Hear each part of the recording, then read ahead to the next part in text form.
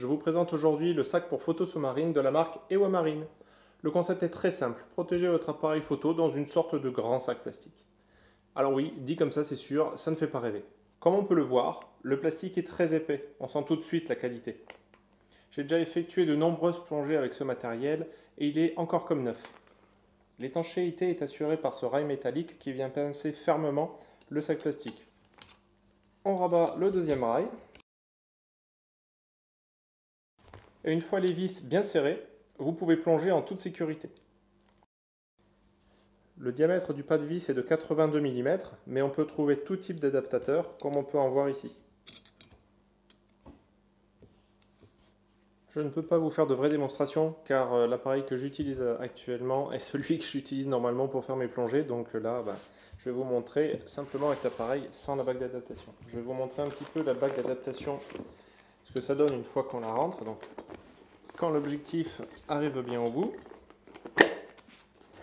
la bague vient se fixer jusqu'au bout et avec le joint, elle ne bouge plus. Donc là, quand vous avez votre appareil, hop,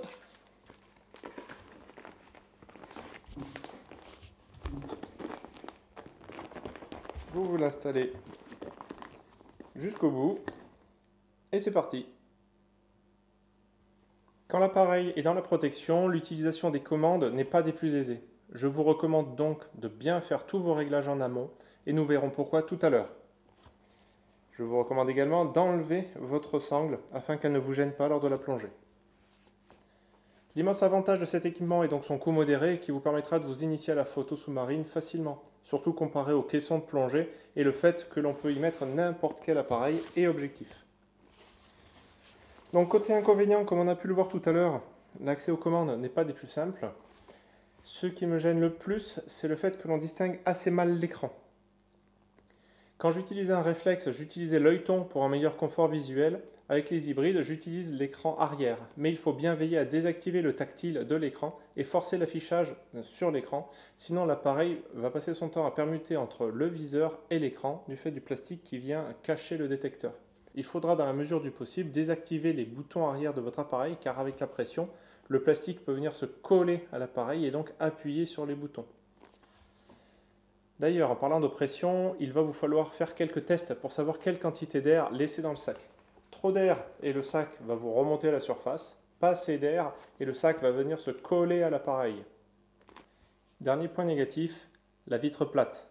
Si vous connaissez un peu le monde de la photo sous-marine, vous savez qu'on utilise habituellement des dômes, comme celui-ci, que j'utilise sur un mini caisson pour appareil compact. Car quand on plonge l'appareil dans l'eau, il y a une déformation de l'image et un facteur grossissant d'environ 25%. Le dôme permet de garder la même focale qu'à l'air libre et de corriger ses défauts. Regardez bien les bords de l'image sur cette vidéo faite sans le dôme et celle-ci avec le dôme. La vitre plate pose également quelques soucis d'aberration chromatique. Ne paniquez pas, pour voir ces défauts, il faut zoomer sur l'image. Regardez cette photo, elle a été réalisée avec ce sac. Pas mal, non? Sur celle-ci, si je zoome, on commence à voir les aberrations chromatiques, mais elles sont vraiment très faibles. Et il faudra faire des tirages de grande taille pour commencer à voir les défauts. Comme vous vous en doutez, je suis très satisfait de ce matériel. Une fois qu'on s'habitue à ces quelques défauts et qu'on arrive à les maîtriser, c'est vraiment un plaisir.